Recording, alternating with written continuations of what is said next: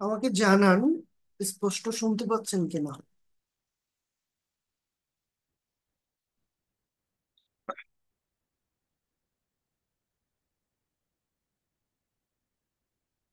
Hello.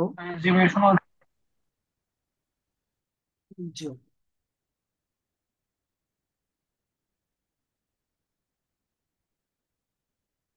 ওকে। আমরা আজকে মূলত মিডিয়া কুয়েরি নিয়ে আলোচনা শেষ করেই সেশনটা ক্লোজ করে দিব। সো মনোযোগী হন। তো যেটা বলছিলাম, মোবাইল ফ্রেন্ডলি যখন ডিজাইন করবেন আপনি হচ্ছে ব্রেক পয়েন্ট গুলো ছোট থেকে বড়র দিকে যাবেন, ঠিক আছে? আচ্ছা, এখন এই যে এখানে হচ্ছে এই যে 600 পিক্সেলের এখানে যে আমরা মিনিমাম উইথ দিলাম, মানে মিনিমাম উইথ যখন 600 পিক্সেল থাকবে, সেখান থেকে এর চেয়ে বড় মানে 600 পিক্সেলের চেয়ে বড় স্ক্রিন সাইজে হচ্ছে এই ডিজাইন গুলো অ্যাপ্লাই হবে। এখন কথা হচ্ছে কত পর্যন্ত, 600 পিক্সেল থেকে কত পর্যন্ত? যদি আমার এইটা না থাকতো, তাহলে 600 পিক্সেল থেকে শুরু করে যত বড়ই হোক না কেন এই ডিজাইন গুলো সেখানে অ্যাপ্লাই হয়ে যেত। কিন্তু এটার পরে আমি যখনই আরেকটা ব্রেক পয়েন্ট অ্যাড করলাম, তখনই ও কি হয়ে গেল, একটা লিমিটেশনের মধ্যে চলে আসলো যে 600 পিক্সেল থেকে শুরু করে এখানে 1200 পিক্সেলের আগ পর্যন্ত, ঠিক আছে? 600 পিক্সেল থেকে শুরু করে 1200 পিক্সেলের আগ পর্যন্ত এই ডিজাইনগুলো সে ফলো করবে। কিন্তু যখনই সে হচ্ছে 1200 পিক্সেলের চেয়ে বেশি হবে, তখন এই ডিজাইন ফলো করা শুরু করবে। এখানে আরেকটা বিষয় যেটা হচ্ছে বুঝার মতো, সেটা হচ্ছে এই যে দেখেন বক্স ওয়ানে আমি ফন্ট সাইজ 48 পিক্সেল শুধু লিখেছি, ঠিক আছে? কিন্তু এটার মধ্যে ব্যাকগ্রাউন্ড ইউলো দেই নাই, বর্ডার দেই নাই, মার্জিন দেই নাই, কিচ্ছু দেই নাই। তারপরেও কিন্তু এটা যখনই এই যে বড় হচ্ছে, এটা কিন্তু এই যে সুন্দরভাবে 148 পিক্সেল হয়ে যাচ্ছে, তাই না? দ্যাট মিন্স আমরা এই ঘটনা থেকে কি বুঝলাম? এই ঘটনা থেকে বুঝলাম আমাদের এই যে মিডিয়া কুয়েরের বাইরে যেই ডিজাইনটা আছে, এটা মূলত সবার জন্য কাজ করবে, ঠিক আছে? সবার জন্য কাজ করবে। যখন আমরা এখানে হচ্ছে যে 48 পিক্সেল আছে না font size, font size 48 pixel দিয়েছি। এটা দেওয়ার কারণে যে ফন্ট সাইজ 48 পিক্সেল, এইখানে ছিল কত, ফন্ট সাইজ 24 পিক্সেল, এই যে 24 পিক্সেলের জায়গায় 48 পিক্সেল ওভার রাইট হলো, মানে এখানে ছিল 24, এখন 48 হলো। যখন তার চেয়ে বড় হলো মানে 1200 পিক্সেল স্ক্রিন সাইজ হয়ে গেল, তখন এটাকেও সে ওভার রাইট করলো। এটা ওভার রাইট করার পাশাপাশি এখানে যেই ডিজাইনগুলো অন্য ডিজাইনগুলো রয়েছে সেটাও সে ইনহেরিট করছে নিজের মাঝে, মধ্যে আর কি। স্ক্রিন সাইজ যতই থাকুক না কেন সেটা ইনহেরিট করছে। আমরা এখানে যা ইউজ করব সেটা হচ্ছে ওভাররাইড হবে জাস্ট, ঠিক আছে? তো আমরা মিডিয়া কুয়েরির ভিতরে সেই ডিজাইনগুলোই জাস্ট, সেই কোডগুলোই জাস্ট লিখবো যেগুলো আমাদের ওভাররাইট করা প্রয়োজন, ঠিক আছে? আর একটা বিষয় হচ্ছে, আমরা এখানে সাপোজ 48 পিক্সেল নিলাম, কিন্তু এখানে আমি ফন্ট সাইজ ইউজ করতে চাচ্ছি না এখন। আমি চাচ্ছি এখানে ফন্ট যে কালার, কালারটা রেড হয়ে যাবে, ঠিক আছে? যখনই আমি এটা 1200 পিক্সেলের চেয়ে বেশি পেয়ে গেলাম, এটা রেড হয়ে গেল। কিন্তু সে কিন্তু 48 পিক্সেলই নিয়েছে। দ্যাট মিনস এই ঘটনা থেকে আমরা কি বুঝলাম? এই ঘটনা থেকে বুঝলাম যে এর উপরে মানে 1200 পিক্সেল যেই মিডিয়া কোয়েরি আমরা ইউজ করতেছি, এর উপরে, উপরে না, আমরা যেহেতু মোবাইল ফ্রেন্ডলি ইউজ করতেছি তার মানে তার নিচে, তার নিচে যত ডিজাইন আমরা পাবো, ঠিক আছে, সবাইকে সে ইনহেরিট করবে। সেটা মিডিয়া কুয়েরির ভিতরের কোনো ডিজাইন হলেও, ঠিক আছে? কারণ কি? কারণ হচ্ছে এইটার আগে হচ্ছে এটা, আমরা যেহেতু মোবাইল ডাইরেকশনে, মোবাইল ডিভাইসকে কেন্দ্র করে এটার ডাইরেকশনে আগাচ্ছি, তারপর তার মানে হচ্ছে মোবাইল থেকে শুরু করে বিগ স্ক্রিনের দিকে আমরা যাচ্ছি। সো আমরা যত ছোট ডিভাইসে যে ডিজাইনটা থাকবে সেটাই ইনহেরিট করে সে বড় ডিজাইনের মধ্যে, মানে বড় ডেস্কটপের মধ্যে সেই ডিজাইনটাকে নিজের মধ্যে ইনহেরিট করে নেবে। এটা কি 24 পিক্সেল ছিল, কিন্তু আমি এটা যখনই ফুল স্ক্রিন করছি, এটা কিন্তু 24 পিক্সেল নেই। এটা কত পিক্সেল আছে? এটা 48 পিক্সেল আছে। আমরা এখানে দেখতে পারি যে এটা যখনই এমন দিব, আমরা এখানে দেখতে পাচ্ছি কত পিক্সেল দেয়া আছে। এটা 48 পিক্সেল দেয়া আছে, ঠিক আছে। আর ফন্ট ফ্যামিলি বাই ডিফল্ট আকারে আছে টাইমস নিউ রোমান। তো আমরা আরেকটা জিনিস এখান থেকে জেনে গেলাম যে আমাদের যদি কোনো ফন্ট ডিক্লারেশন করা না থাকে, তখন তার ফন্ট ফ্যামিলিটা কি বাই ডিফল্ট আকারে টাইমস নিউ রোমান হয়, ঠিক আছে। তো সে যাই হোক, আমরা এই ব্যাপারটা বুঝে গেলাম যে তার উপরে বা হচ্ছে, উপরে বলতে কোডের দিক থেকে চিন্তা করলে তার উপরে তো এটা আছে, উপরে যা আছে সেগুলো সে ইনহেরিট করবে। তো এই পয়েন্টগুলো আমাদের মনে রাখা জরুরি।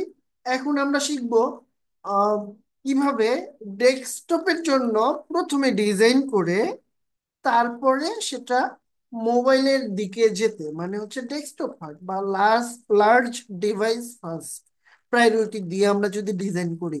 সাপোজ এটা হচ্ছে লার্জ ডিভাইসের জন্য আমরা এই ডিজাইনটা করেছি, ঠিক আছে। এখন আমি এখানে দিব ম্যাক্স উইথ। ম্যাক্স উইথ মানে কি?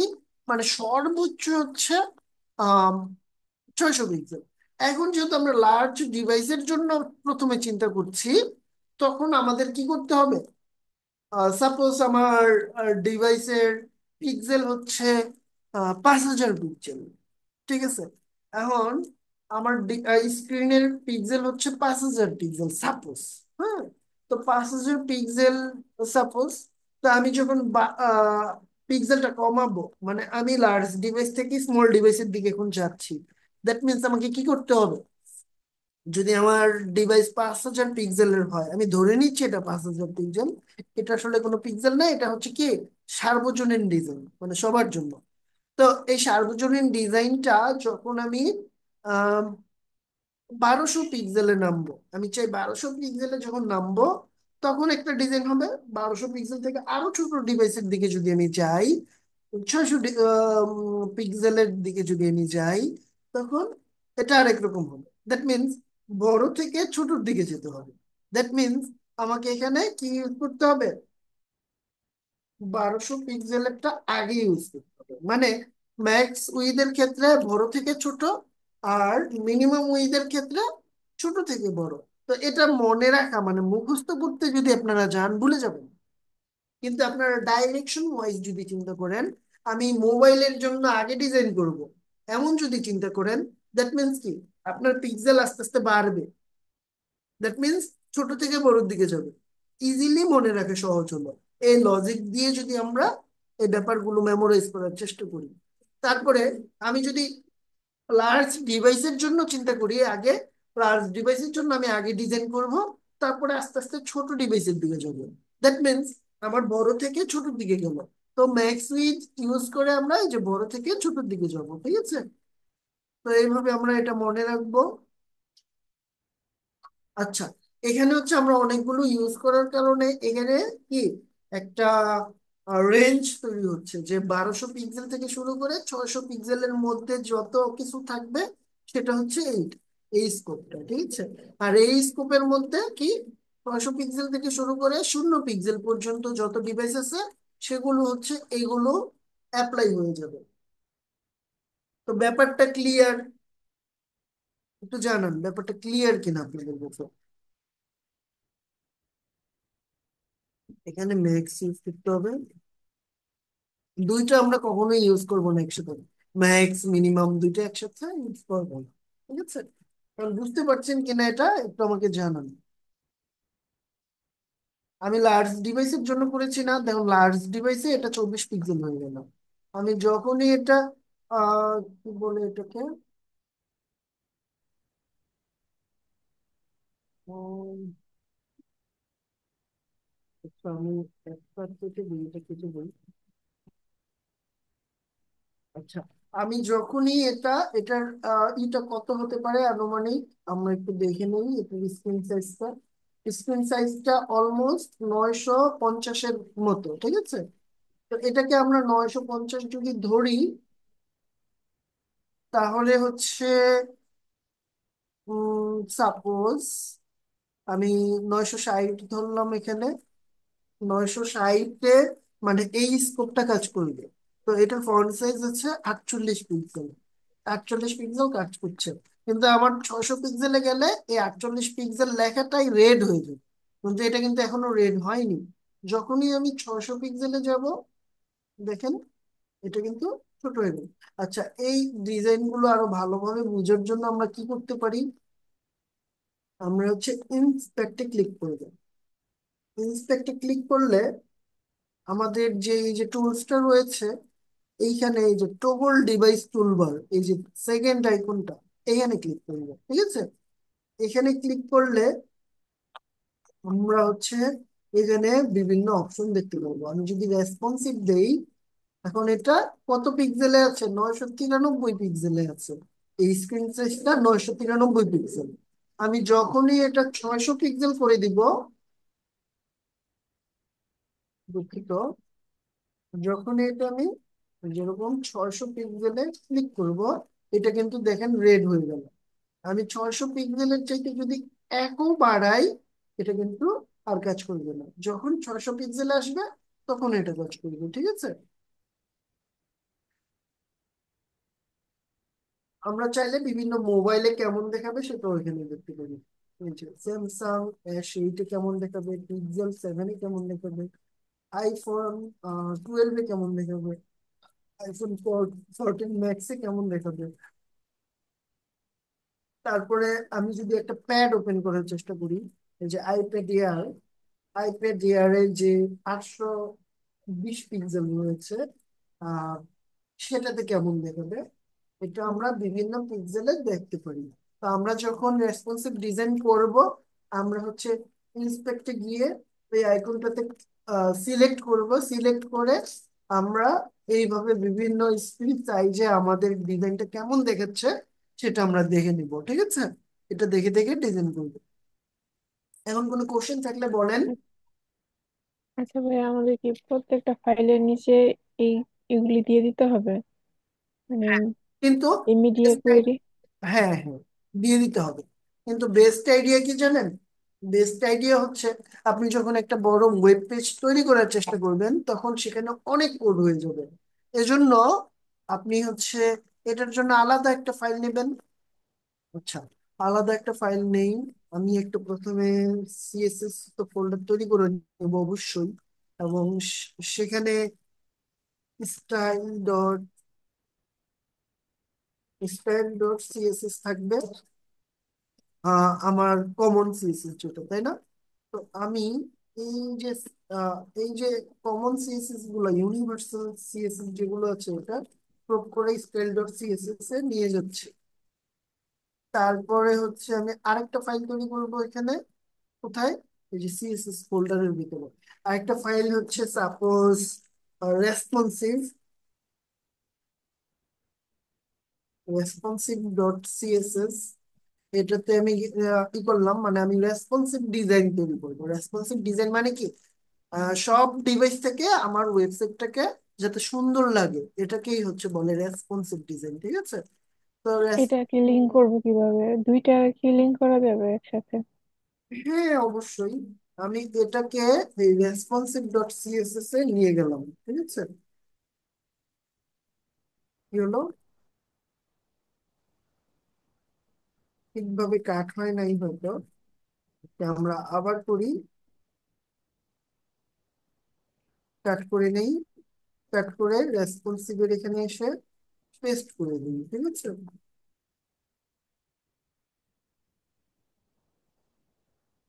এখন আমি এটাকে সেভ করব। স্টাইল ডট সিএসএস এটাকেও সেভ করব। দেন হচ্ছে এখানে আমি লিঙ্কিং করব। আমার এখানে আর ইন্টারনাল সিএসএস এর কোনো প্রয়োজন নেই। আমি এখানে লিঙ্ক করব। লিঙ্কের মধ্যে দিব হচ্ছে সিএসএস স্ল্যাশ সিএসএস ফাইলের মধ্যে রেখেছে না এগুলো, ফোল্ডারের ভিতরে। এখন স্টাইল ডট সিএসএস অ্যাড করব। আরেকটা ফাইল অ্যাড করে দিব এখানে, সেটা হচ্ছে রেসপন্সিভ, ঠিক আছে? দ্যাট মিনস এখানে যত খুশি তত আমরা সিএসএস ফাইল এড করতে পারবো। এখন দেখেন এটা কিন্তু সুন্দরভাবে কাজ করছে। আমি সাপোজ একটা যদি অফ করে দেই, এটা কিন্তু শুধু স্টাইল ডট সিএসএস যেটা আছে সেটাই এখানে অ্যাপ্লাই হচ্ছে। ঠিক আছে, যখনই আমি রেসপন্সিভ এটাকে হচ্ছে এখানে করে দিব, সাথে সাথে কিন্তু এটা এই যে ব্ল্যাক হয়ে যাচ্ছে। আমি এটা যখনই 600 পিক্সেলের মতো করে দিব, সাপোজ মোবাইলে দেখবো, তখন এটা কিন্তু রেড হয়ে যাচ্ছে সরাসরি, মানে হচ্ছে রেসপন্সিভ প্রত্যেকটা অংশ ঠিকভাবে কাজ করছে। ঠিক আছে,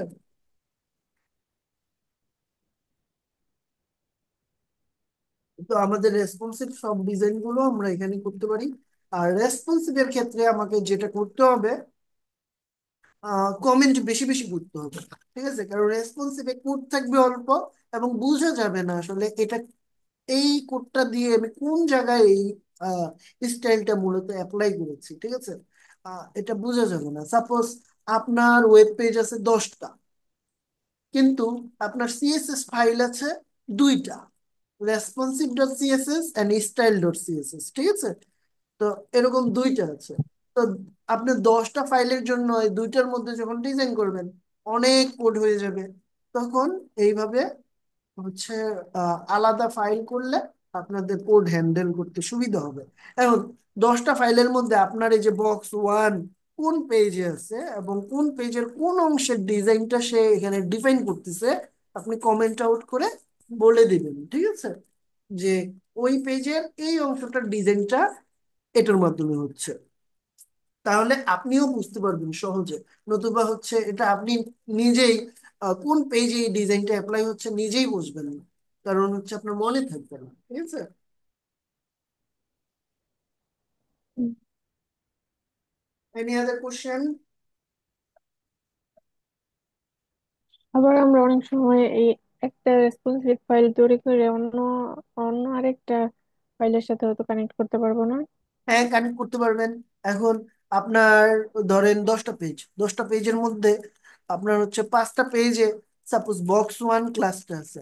সো এই স্টাইলটা 5টা পেজে অ্যাপ্লাই হয়ে যাবে, মানে আপনি কোড লিখতেছেন একটা, কিন্তু অ্যাপ্লাই হচ্ছে 5টা, আহ, কি বলে, 5টা পেজের মধ্যে। ঠিক আছে, দ্যাট মিনস আপনার হুম। রিপিটেড কোড গুলো কমে যাচ্ছে। ঠিক আছে, মানে রিপিট হচ্ছে না কোড গুলো।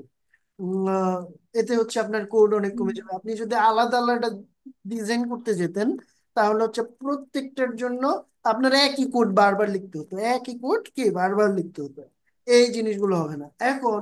আপনি যেই কোড, যে ডিজাইন গুলো সেম চান, হ্যাঁ, সেগুলোর হচ্ছে সেম সিএসএস ক্লাস ইউজ করবেন। আর যেগুলো হচ্ছে সেম চান না, সেগুলোর জন্য একটু ডিফারেন্ট ক্লাস তৈরি করবেন। যেমন দেখেন, এইখানে আমি একটা ক্লাস তৈরি করেছি না, এখন আমি চাই এটার হচ্ছে কি বলে, এটা ইটালিক হোক। তাহলে আমি ইটালিক নামে হচ্ছে একটা ক্লাস তৈরি করি। এইখানে দিয়েই একটা ক্লাস ইটালিক, দেন এখানে দেই ফন্ট স্টাইল ইটালিক। ঠিক আছে, এখন এই যে ক্লাসটা সঠিকভাবে আমার এখানে দিতে হবে। আমি চাই এখানে ইতালিক হোক। এখন দেখেন বক্স 1 এটা ইতালিক হয়ে গেছে। এখন ইতালিক ক্লাস যেহেতু আমি তৈরি করে রেখেছি, আমি ধরেন এই পেজে না করে আরেকটা পেজ তৈরি করলাম। সেই পেজের মধ্যে আমি সাপোজ একটা হেডিং আছে, H1 আছে, H1 এর ভিতর এটা একটা হেডিং। এখন এখানে আমি চাচ্ছি এটাও কি হোক, দুঃখিত, এটাও ইতালিক হোক। তখন আমি এই ইতালিক ক্লাসটা যদি এখানে ইউজ করে দেই, এটা দেখেন ইতালিক হয়ে গেল। এখন এরকম আমরা অনেক অনেক ক্লাস তৈরি করে রাখবো। যেমন হচ্ছে ফন্ট সাইজ, বিভিন্ন ফন্ট সাইজের জন্য আমরা আলাদা একটা তৈরি করলাম। যেমন হচ্ছে আপনি এটার আলাদা একটা নাম তৈরি করতে পারেন। যেমন হচ্ছে আমরা এখানে আরেকটা নতুন সিএসএস ফাইল তৈরি করব, এটা হচ্ছে গ্লোবাল ডট সিএসএস। ঠিক আছে, গ্লোবাল সিএসএস এর জন্য আলাদা একটা ফাইল তৈরি করলাম। যেটা আমি সব পেজে অ্যাপ্লাই করতে চাচ্ছি। এখানে এই যে ইতালিক ইউজ করেছি না, ইতালিকের মতো এটা গ্লোবালে নিয়ে আসি। এখন এই যে ইতালিক, তারপরে হচ্ছে ধরেন ফন্ট সাইজের জন্য রাখতে চাচ্ছেন, তো font size suppose, font size কত দিবেন? এই যে ফন্ট সাইজ দিলেন, সাপোজ ফন্ট সাইজ 24, ঠিক আছে? এটা দিয়ে একটা ক্লাস তৈরি করলেন। তারপরে সেম ভাবে ফন্ট সাইজ 48-এর জন্য একটা ক্লাস তৈরি করলেন। সেম ভাবে ধরেন আপনি ফন্ট সাইজ 72-এর জন্য একটা ক্লাস তৈরি করলেন, ঠিক আছে? এখন আমি জাস্ট কি করব, আমি জাস্ট হচ্ছে সাপোজ এখানে বক্স ওয়ানের জন্য এসটিএমএল কোথায়, এসটিএমএল এ এইখানে সাপোজ বক্স টুতে আমি এখানে ফন্ট সাইজ হচ্ছে 48 ইউজ করতে চাচ্ছি। আমি এখানে ফন্ট সাইজ 48 ক্লাসটা দিলেই এটা কিন্তু ফন্ট সাইজ 48 হয়ে যাবে। আচ্ছা, ফন্ট সাইজ 48 এটা হবার আগে আমাকে লিঙ্কিং করতে হবে গ্লোবাল।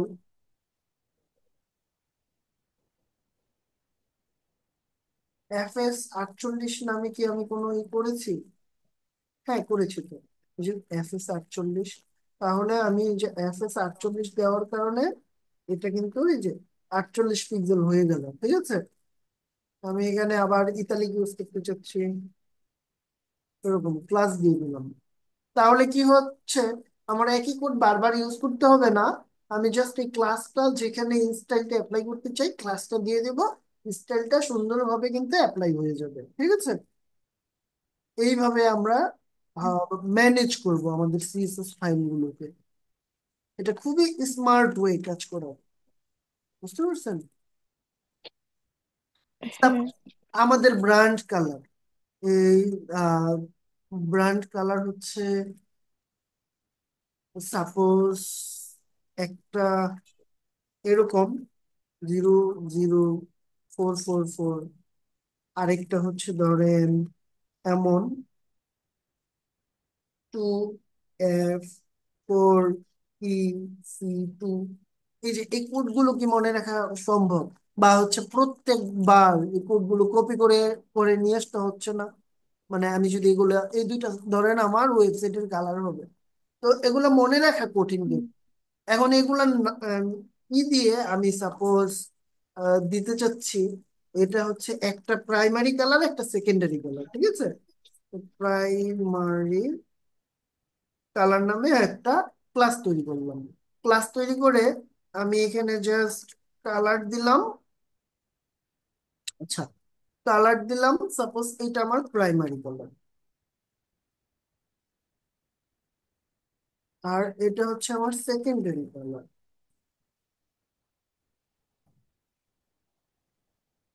সেকেন্ডারি কালার হচ্ছে C2, ঠিক আছে? এটাই তো চলে যাচ্ছে। আচ্ছা, ও অনেক স্মার্ট। ওকে, এখন আমি জাস্ট প্রাইমারি কালার এবং সেকেন্ডারি কালার ইউজ করলেই কালার গুলো কিন্তু সুন্দরভাবে অ্যাপ্লাই হয়ে যাবে। সাপোজ এটাকে আমি দিচ্ছি প্রাইমারি কালার। তো প্রাইমারি কালার দেওয়ার সাথে সাথে এখানে কিন্তু প্রাইমারি কালারটা অ্যাপ্লাই হয়ে যাবে। যেহেতু আমি এখানে কালার আগে ইউজ করেছি, একটা ব্যাকগ্রাউন্ড রেসপন্সিবল ইউজ করেছি কালার। আচ্ছা, এগুলো হচ্ছে আমি এখানে না দিয়ে গ্লোবালে দিব, যেহেতু এগুলো গ্লোবালেই আমি করে দেবো। এখন দেখেন এখানে কি, অবশ্যই একটা কমেন্টের প্রয়োজনীয়তা অনুভব করছি না, যে এই যে এইগুলো, এগুলো দিয়ে হচ্ছে আমি ফন্ট সাইজ ডিফাইন করেছি। ফন্ট সাইজ সেকশন, ঠিক আছে? বা ফন্ট সাইজ কিছু একটা দিয়ে font size define section start দিলাম। তারপর আরেকটা দিলাম হচ্ছে এন্ড, এখানে হচ্ছে এন্ড হবে, কোথায় যেখানে এন্ড হবে সেখানে এটা আমরা নিয়ে যাচ্ছি, ঠিক আছে? তো এইভাবে এই এই যে যেমন এখানে প্রয়োজনীয়তা অনুভব করতেছি, যে এই কমেন্টটা এখানে দিলে স্পষ্ট আমরা বুঝতে পারবো এগুলা দিয়ে আমরা ফন্ট সাইজ ডিফাইন করেছি। আর এখানে হচ্ছে এই যে সেকেন্ডারি কালার টালার দিলাম, তো এগুলা কি কালার, আমি জাস্ট কালারই এভাবে দেই। দুঃখিত, এটা ভুল হয়ে গেছিল। এভাবে যদি দেই তাহলে হচ্ছে এটা দিয়ে বোঝা যাচ্ছে যে এগুলো দিয়ে আমি কালার মিন করতেছি। তো যাই হোক, আমার প্রাইমারি কালার বানানটা সঠিক হতে হবে।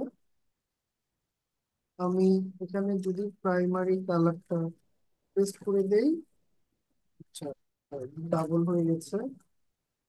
এখন এই যে এখানে দেখতে পাচ্ছি এই কালার, আমি কালারটা যদি এখন চেঞ্জ করতে চাই, মানে গ্লোবালে যাই, গ্লোবালে যাওয়ার পরে এখানে দেখা যাচ্ছে ব্ল্যাকের মতো একটা কালার এটা। তো আমি এটা আহ এরকম একটা কালার সাপোজ দিতে চাচ্ছি। তো এখানে প্রাইমারি কালার দেওয়ার সাথে সাথে প্রাইমারি কালারটা এরকম হয়ে যাচ্ছে।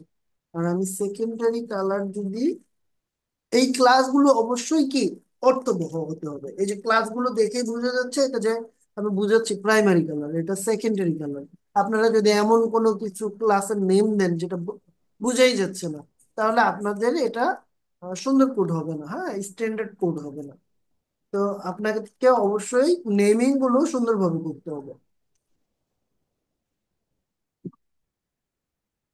তো আপনি easily just primary colour secondary colour এগুলো ইউজ করেই ইজিলি কালারটা চেঞ্জ করতে পারতেছেন। আপনাকে বারবার কালারের কোড কপি পেস্ট করতে হচ্ছে না। ঠিক আছে, তো এই হচ্ছে বেনিফিট এগুলো।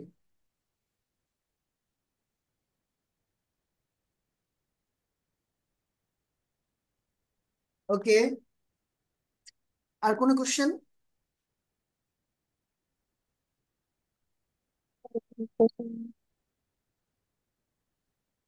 আমরা অবশ্যই সিএসএস এর ফ্লেক্স বক্স এবং গ্রিড এই দুইটা মডেল শেখার পরে, এই দুইটা যেহেতু আমাদের স্মার্ট ওয়ে এবং কাজগুলোকে অনেক সহজ করে দিবে, সো এই দুইটা শেখার পরে আমরা হচ্ছে প্রজেক্ট করব।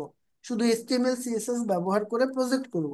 তাহলেই আমাদের হচ্ছে যে জ্ঞান আমরা অর্জন করলাম সেটা অ্যাপ্রোপ্রিয়েট ইউজ করা সম্ভব হবে। ঠিক আছে, এবং আপনাদের নিজেদেরকে যাচাই করার আহ, সবচেয়ে সহজ এবং উত্তম পদ্ধতি হচ্ছে প্রজেক্ট করা। শুধু এইচটিএমএল সিএসএস করে বিভিন্ন ধরনের টেমপ্লেট ডিজাইন করতে পারতে হবে। ঠিক আছে, আমি অনেকগুলো টেমপ্লেট দিয়ে দিব, সেই টেমপ্লেট গুলো আপনাদের ডিজাইন করতে পারতে হবে।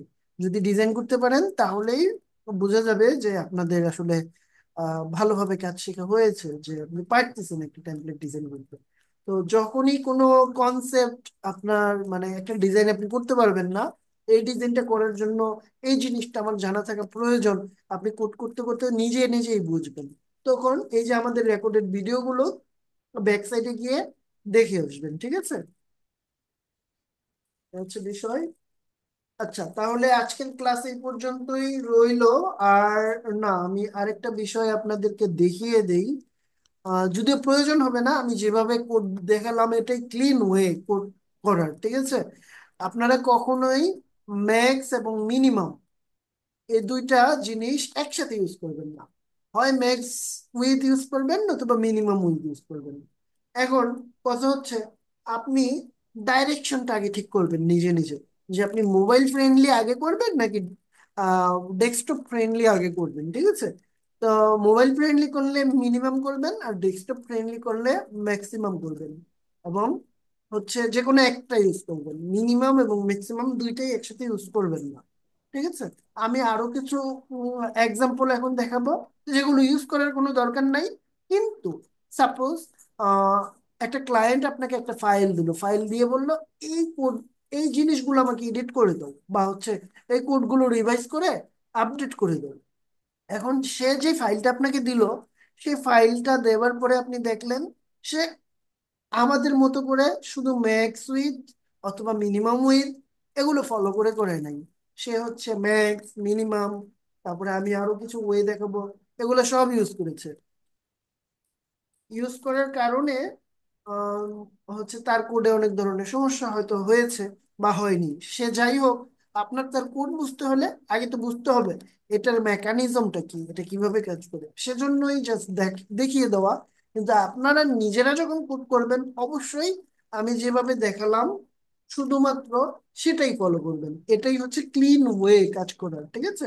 আহ, আপনার কোড যত ক্লিন হবে, আপনি বড় বড় প্রজেক্টে বা আপনার ক্লায়েন্ট ধরেন নিজেই হচ্ছে কোড বুঝে, ঠিক আছে, কিন্তু নিজের এই কোড করার সময় নেই বা সে করতে চায় না, তখন আপনাকে দিয়ে এটা করিয়ে নিল সে। এটা করিয়ে নেওয়ার কারণে আম, তার কাজ হয়তো সহজ হবে, কিন্তু সে কোড দেখলেই কিন্তু বুঝতে পারবে আপনার কোড কতটা ক্লিন, ঠিক আছে? তো এই কোড ক্লিন থাকতে হবে। বা হচ্ছে আপনি ধরেন জব করবেন কোনো কোম্পানিতে, তারা তো অবশ্যই আপনার কোড দেখবে আপনি কতটা কোড ক্লিন কোড করতে পারেন।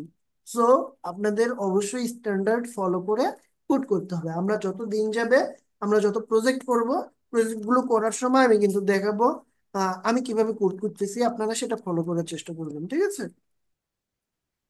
তো যাই হোক, আমি আরো কিছু বিষয় তাহলে দেখিয়েই দেই। W3 স্কুলে গিয়ে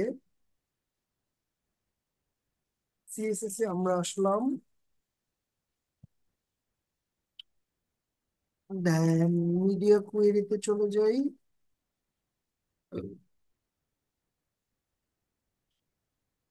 এখানে দেখেন মিডিয়া স্ক্রিন অনলি, ঠিক আছে, অনলি ইউজ করেছে। এখানে একটা সিনটেক্স আপনাদের সাথে শেয়ার করেছে। তো সিনটেক্স হচ্ছে প্রথমে মিডিয়া দিবেন, তারপরে only media type, only media type দিবেন, এন্ড দিবেন, দেন মিডিয়া ফিচার, ঠিক আছে? এই যে এই ফুল কোডটা যদি আমি ফলো করে এখানে এই কোডটা করতে যাই, তাহলে আমাকে কিভাবে করতে হবে দেখেন, আমি এগুলাকে কমেন্ট আউট করে দিচ্ছি। তখন আমি এখানে লিখলাম মিডিয়া, তারপরে আমাকে বলেছে নট ইউজ করতে, অথবা, অথবা কি ইউজ করতে বলা হয়েছে, অনলি, তাই না? অনলি। সো আমি এই দুইটার একটা ইউজ করব, তা আমি অনলি ইউজ করলাম। তো অনলি ইউজ করার পরে এখানে মিডিয়া টাইপ দিতে বলেছে। মিডিয়া টাইপ হচ্ছে আমরা শিখেছি স্ক্রিনের কাজ, তাই না? এখানে স্ক্রিন লিখলাম, তারপরে এন্ড লিখলাম। এন্ড লিখার পরে আহ আচ্ছা, এটা হচ্ছে সিনট্যাক্স এন্ড। এন্ড এর পরে এইখানে তারা কি ইউজ করতে বলেছে, মিডিয়া মিডিয়া ফিচার। এই মিডিয়া ফিচারটাই হচ্ছে আমাদের কি স্ক্রিনের ক্ষেত্রে ব্রেক পয়েন্ট, ঠিক আছে? এখানে হচ্ছে আমরা একটা ব্রেক পয়েন্ট দিব, দেন তারপরে সিনট্যাক্সটা দেখেন, তারপরে আবার এন্ড ইউজ করতে হয়েছে, আবার একটা এন্ড ইউজ করব,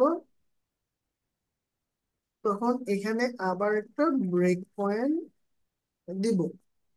দেওয়ার পরে এই সিনট্যাক্সের ভিতরে আমরা আমাদের নর্মাল যে সিএসএস সেগুলো ডিজাইন করবো বা কোডগুলো লিখবো। তো এখানে ব্রেক পয়েন্ট কি হবে, ব্রেক পয়েন্টের মধ্যে হবে হচ্ছে আপনি দিতে পারেন, কি দিবেন এখানে, প্রথমে বলবেন মিন উইথ, মিনিমাম উইথ হচ্ছে সাপোজ কত, আপনি মোবাইল ফ্রেন্ডলি করবেন নাকি হচ্ছে ডেস্কটপ ফ্রেন্ডলি করবেন? সাপোজ আমরা মোবাইল ফ্রেন্ডলি ডিজাইন করতে চাচ্ছি। তো মোবাইল ফ্রেন্ডলি যদি আমি করতে চাই, আমাকে ছোট ডিভাইসের ডিজাইন আগে করতে হবে। তো সেটা আমি করেছি সাপোজ, করার পরে আমি বড় ডিজাইনের দিকে যাচ্ছি। বড় ডিজাইনের দিকে গেলে আমাকে সাপোজ 600 পিক্সেল থেকে শুরু করে আমি চাচ্ছি 1200 পিক্সেল বা 900 পিক্সেল পর্যন্ত আমি হচ্ছে এটার যে সেটা আমরা দিতে চাচ্ছি। এই যে এখানে 1200 পিক্সেল আমরা যেটা আগে দিয়েছি ওইটাই ধরে নিচ্ছে, আমি সাপোজ এখানে 900 পিক্সেল দিচ্ছি, ঠিক আছে? তো এখানে দেখেন আমি হচ্ছে এইখানেই তাকে একটা রেঞ্জ দিয়ে দিতেছি, যে 600 পিক্সেল থেকে 900 পিক্সেলের ভিতরে যদি থাকে তাহলে তুমি এটা করো, মানে স্পষ্ট করে বলে দেয়া। ঠিক আছে। আর যদি এটা আমি এই যে এতটুকু অংশ যদি আমি না দিতাম, তাহলে হচ্ছে এই যে 600 পিক্সেল থেকে শুরু করে তার চেয়ে যত বড় ডিভাইস থাকবে সবগুলোর জন্য এই কোডগুলো কাজ করতো। কিন্তু যখনই আমি এরকম এন দিয়ে একটা রেঞ্জ বলে দিব, এটার মানে হচ্ছে 600 থেকে 900-র মধ্যে হলে শুধুমাত্র এগুলো কাজ করবে। এবং এর মধ্যে যদি না হয়, এটা সাপোজ আপনার ডিভাইসের সাইজ হচ্ছে 500 পিক্সেল, এই কোড আপনার জন্য কাজ করবে না। আপনার ডিভাইসের সাইজ সাপোজ হচ্ছে 1200 পিক্সেল, এই কোড আপনার জন্য কাজ করবে না আপনার ডিভাইসের জন্য। এটা মাত্র শুধুমাত্র 600 পিক্সেল থেকে 900 পিক্সেলের ভিতর হলেই কাজ করবে। এটাও খুব স্মার্ট একটা ওয়ে হতে পারে কাজ করার, কিন্তু এটার আমাদের কোনো প্রয়োজনই নাই, যেহেতু রেঞ্জটা সে অটোমেটিক্যালি আমরা যেভাবে কাজ করতেছিলাম ওইভাবে করলেই নিয়ে নিচ্ছে। সুতরাং এক্সট্রা আরো বেশি এভাবে কোড করার দরকার কি? এতে হচ্ছে আমার আরো অসুবিধা। যেমন যেমন হচ্ছে আমার 600 পিক্সেলের চেয়ে বড় সাপোজ হচ্ছে 2000 পিক্সেল যেই ডিভাইসটার সাইজ, সেই 2000 পিক্সেলে কিন্তু এই কোডটা কাজ করবে না যদি আমি এরকম দিয়ে দিই, ঠিক না? কিন্তু আমি যদি এটা না দেই, তাহলে কিন্তু হচ্ছে কাজ করতেছে। মানে আমার স্পেসিফিক ধরে ধরে প্রত্যেকটা ডিভাইসের জন্য প্রত্যেকটা রেঞ্জের জন্য কাজ করা লাগতেছে না, ঠিক আছে। এটাই হচ্ছে মেইন ডিফারেন্স। সাপোজ আপনার মনিটর হচ্ছে অনেক বড়, হ্যাঁ, সেটা আপনার মনিটরটা সর্বোচ্চ 4000 পিক্সেল পর্যন্ত কি করতে পারে, ধরে আর কি। আপনার মনিটর যেহেতু 4000 পিক্সেল পর্যন্ত ধরে ওয়াইডের দিক থেকে, সো আপনি 4000 পিক্সেলের চেয়ে বেশি কি করতে পারবেন না, মানে দেখতে পারবেন না, মানে পরীক্ষা করে দেখতে পারবেন না, তাই না, সুন্দরভাবে। তো এই জন্য এর চেয়ে বড় স্ক্রিন যদি থাকে, সেখানে যদি এরকম রেঞ্জ দেন, সেটার ক্ষেত্রে কিন্তু মোবাইল ডিভাইসে যে ডিজাইনটা করেছেন আপনি, সেই ডিজাইনটা কাজ করবে। আর সেই ডিজাইনটা যদি এত বড় স্ক্রিনে কাজ করে, সেটা দেখতে খুবই জঘন্য লাগবে, ঠিক আছে। কিন্তু আপনি যদি এই এন্ড দিয়ে রেঞ্জটা না বলে দেন, তাহলে সাপোজ আপনি 4000, আপনার যে ডিভাইস 4000 পর্যন্ত আপনি যে কাজটা করেছেন, সেই কাজটা কিন্তু 6000 হোক আর 12000 পিক্সেলের কোনো মনিটরই হোক না কেন, সেখানেও কিন্তু আপনার এই 4000 পিক্সেলের যে কোডটা করতেছেন সেটা ওইখানে কাজ করবে। এতে ওই কাজটা মোর দেন স্মার্ট এবং হচ্ছে সুইট দেখাবে, ঠিক আছে। তো এই জন্য এই এক্সট্রা কনফ্লিক্ট গুলো থেকে বাঁচার জন্য আমরা এই অনলি স্ক্রিন ইউজ করতে পারি, কিন্তু ইউজ করার কোনো প্রয়োজনই নাই। মিডিয়া স্ক্রিন অ্যান্ড এটা এভাবে লিখে দিলেই সুন্দরভাবে এটা কাজ করবে, ঠিক আছে। আমাদের মিডিয়া কোয়েরি সম্পর্কে খুব ভালো একটা ধারণা হয়ে গেছে এখানে, আর বলার মতো হয়তো আর তেমন কিছু থাকবে না। হ্যাঁ, ওরাও এই যে পরে এই বইগুলোও কিন্তু দেখাচ্ছে, ঠিক আছে, এই ওয়েগুলো দেখাচ্ছে কিভাবে এগুলো কাজ করবে। আচ্ছা, বেশি কিছু বলে নাই, শুধু এতটুকু দেখে আসলে একটা নিবিও যে নতুন কোড করা শিখতেছে, সে আসলে তেমন কিছু বুঝবে না, তার মাথা খারাপ হয়ে যাবে। এখানে অনেকগুলো বিষয় বা হচ্ছে পয়েন্ট আমরা আলোচনা করলাম, যেগুলো খুবই গুরুত্বপূর্ণ এবং আমাদের মনে রাখা জরুরি। ঠিক আছে, তাহলে সবাই ভালো থাকবেন। আজকের ক্লাস এই পর্যন্তই। আর ক্লাসটি এমনিতেও শেষ হয়ে যাবে, সো নতুন কোনো কোশ্চেন নেওয়ার সময় হচ্ছে না। হোমওয়ার্ক দিব, হোমওয়ার্ক গুলো করবেন ঠিকঠাক ভাবে। নেক্সট ক্লাসে বা নেক্সট উইকে আমাদের আবার দেখা হচ্ছে ফ্লেক্স এবং গ্রিড নিয়ে। ধন্যবাদ।